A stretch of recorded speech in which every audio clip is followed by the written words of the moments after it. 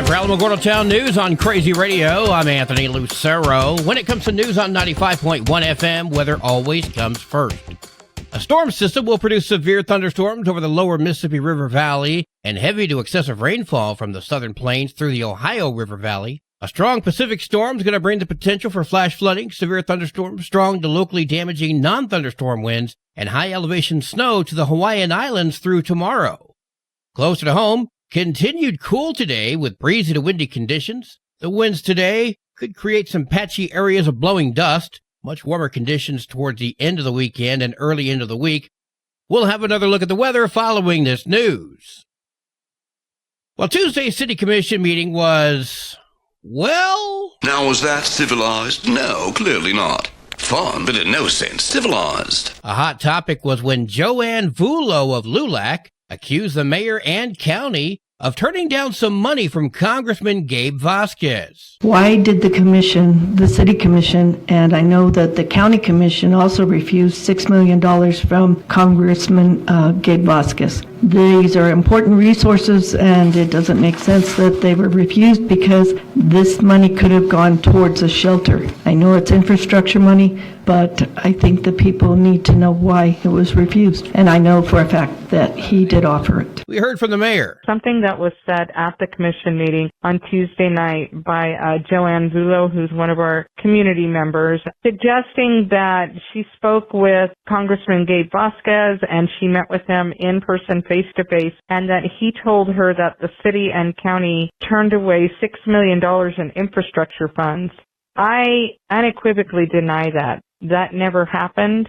And as a matter of fact, I was very upset about that because this is the second time that narrative has been put out there. And it is simply false. There is not 1 ounce of truth to that. This morning, I did speak with County Chairwoman Vicki Marquardt. She, of course, shares my feelings on that. We have both reached out to Congressman Vasquez's office and have requested a meeting and clarification from the congressman. He has never reached out to us and offered us $6 million. That simply did not, for infrastructure, that simply did not happen. And I want to assure everybody, I would never turn that kind of money down. Our city would never turn that kind of money down. And I think I can confidently say that the county feels the same way. So I am super disappointed. If that conversation actually did take place the way that Ms. Vullo suggested it did, then I am super disappointed that this narrative continues to be put out by the congressman's office, and I look forward to speaking with him to resolve this matter. I don't know if it's Joanne or if it's Vasquez, but someone's not telling the truth. So in the words of Gomer Pyle, shame, shame, shame. Alamogordo Daily News editor Elva Osterreich spoke this week about the Otero County Democratic Party being back in action following a long suspension. The county party was shut down by the Democratic Party of New Mexico in August of 2023 because of internal and personal issues that were superseding the party's primary objective of voter outreach and electing Democrats. So after numerous mediations, overseen by a state party mediator, and a revised mission statement, the Otero County Democrat finally can return to sanctioned party-related activities. She also spoke about the Mescalero Apache officials responding to concerns over immigration policies under Donald Trump. Rumors of immigration actions in the state keep cropping up after President Trump's orders to close the borders to immigrants and deport undocumented residents throughout the country. In a statement from Mescalero Apache Tribe President Thora Walsh Padilla, she said agents with Immigration and Customs Enforcement questioned an enrolled tribal member on January 22nd in Ruidoso in a public place and asked to see the tribe member's passport. When the tribal member provided a driver's license and tribal identification, the agent left the area. The Navajo Nation president has also said that there have been unconfirmed reports of Navajo relatives questioned and detained by immigration officials. You can hear these and the rest of her comments on the KRWG website. The court filings against Otero County Deputy Sheriff Jacob Diaz-Austin, who's accused of killing Elijah Hadley near the Mescalero Apache Reservation, becomes even more odd, as the deputy's attorneys are now seeking that the case pending against him for murder be dismissed. A motion to dismiss was filed on January 27th. Bernalillo County District Attorney Sam Bregman made a surprising decision and announcement of charges against Deputy Diaz-Austin for the June 25th death of 17-year-old Elijah Hadley in a highway median near Mescalero. Otero County Sheriff David Black states that Deputy Austin Diaz will remain employed by the agency unless he's convicted, which makes sense. Remember, you're innocent until proven guilty. The question is not, did the deputy fire the shots that killed Hadley? The question becomes the intent. Will he be found guilty of murder, manslaughter, or justifiable homicide? You and I can argue this all day and night, but my crystal ball's in the shop, and I can't see what the future holds. Austin Diaz waived his right to a first appearance on Monday in the 12th Judicial District Court. Charles McElhenney filed a motion on Monday seeking a dismissal, arguing that prosecutors filed a criminal information completely devoid of identification of any witnesses.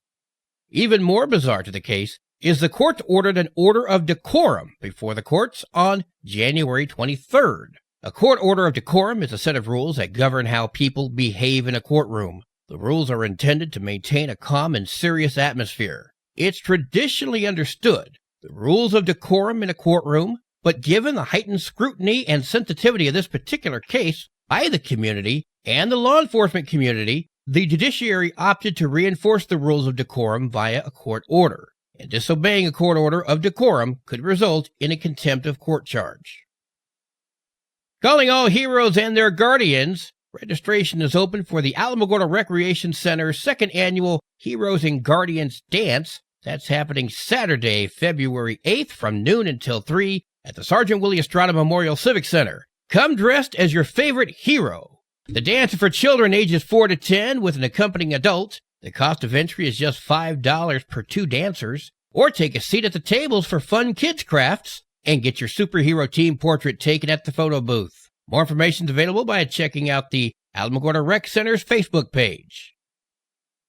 Well, today is Thursday. Let's get a Thursday thought from Pastor Lauren Noble. Good morning, 95.1 listeners. This is Pastor Lauren with our Thursday thought. I've been learning a lot in the way of peace lately, not meaning no chaos in my life, because there is plenty of chaos in my life between work and games at work and doctor appointments and having to sign up for Medicare because of my lung issues, and it's a way better insurance than the job offers and cheaper, and just the busyness of recovery and everything else. There's plenty of chaos in my life, it seems. So amidst all of that is that I'm not stressing out. I'm just at peace and just kind of at peace inside, thinking it's all going to work out somehow, and living at peace with the whole situation. It is like I know that I can't do anything about it anyway, so I may as well just kind of go with the flow. And in the past, I would have been stressed out, and right now I'm just not. I'm like, oh, well.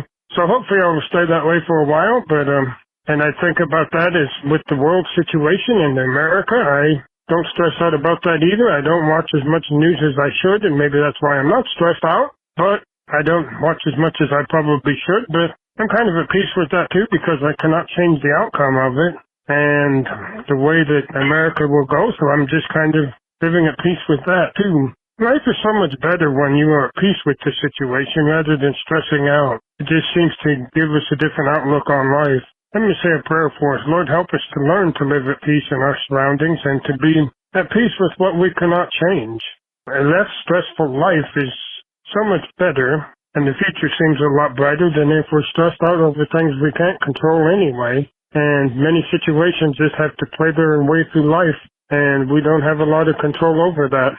Amen. Until we meet up again on the airwaves, blessings to you. News from around the state in just a moment. This is Alamogordo Town News on Crazy Radio. I'm Anthony Lucero. Local news from local perspectives, from local voices. AlamogordoTownNews.org. Local sports, local events, and local happenings and more. Nonprofit owned and operated by Second Life Media. We are Otero County. AlamogordoTownNews.org. Heard daily on Crazy KALH Radio 95.1. Directory Plus is the right size book. It's the book if you need a phone book. That's what just one person has to say about Directory Plus. With its red cover, features, colorful yellow pages, and lots more, it's no wonder people all over use Directory Plus. It has so much more information. You can cross-check phone numbers or addresses or pretty much anything. Look on the plus side, Directory Plus. I'm a big fan of Directory Plus. During our question and answer session during the confirmation hearing for Robert F. Kennedy Jr., for U.S. Secretary of Health and Human Services. Democrat New Mexico Senator Ben Ray Lujan found himself stumbling through questioning that showcased his lack of understanding of federal departments and legislative authority. Have a listen to the senator getting schooled. Yes or no, do you support cutting Medicaid or reducing, and especially in an area where you and I spoke about with the federal investment in Medicaid, which is known as FMAP? President Trump has not told me that he wants to cut Medicaid. He's told me to make it better. Do you support cutting, yes or no? Let me ask you this way, since it's only about President Trump. I support making it better, Senator. If President Trump asks you to cut Medicaid, will you do it? Well, it's not up to me to cut Medicaid. It would be up to Congress. And I'm going to work. Mr. Kennedy, you don't want to answer? I'll move on. Senator, he did answer. Clearly, you just weren't prepared for the answer given. Kennedy's confirmation hearing was already bound to be contentious, giving his independent streak and willingness to challenge establishment narratives on public health safety. Or, as the Pinion Post put it, rather than engaging in substantive debate about Kennedy's policies, Lujan resorted to ill-prepared theatrics that only embarrassed himself. Sports and weather are coming up next. This is Alamogordo Town News on Crazy Radio. I'm Anthony Lucero. They are role models and educators. Their work requires a great deal of time and energy for very little pay.